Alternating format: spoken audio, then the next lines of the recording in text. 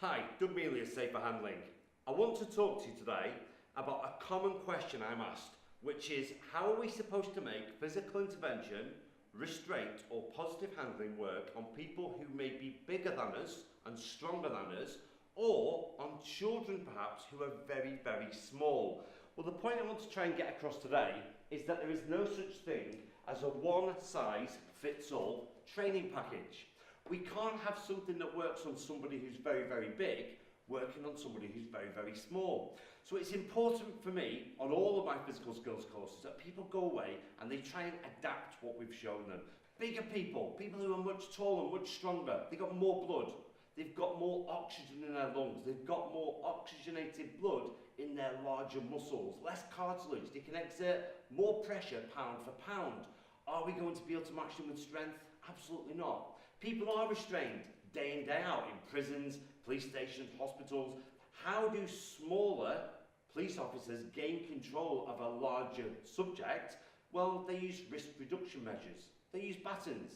They use incapacitant sprays. They have tasers. They have personal protective equipment in the form of handcuffs. They also use pain compliance.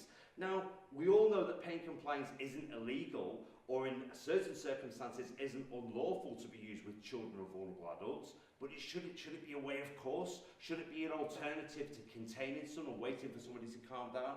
Absolutely not. So we can move people, but it's going to be very, very difficult. So very often, if somebody is bigger, we can't just say, oh, we're not going to restrain them, we're not going to do anything. Maybe we contain them until help arrives. It maybe we call for somebody else.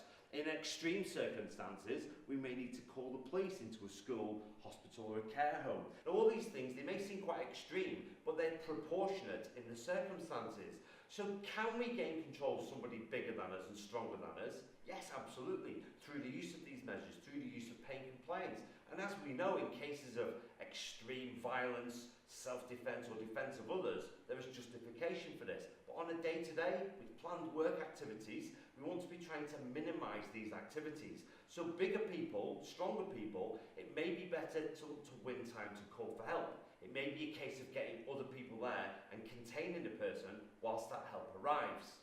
Smaller people, children.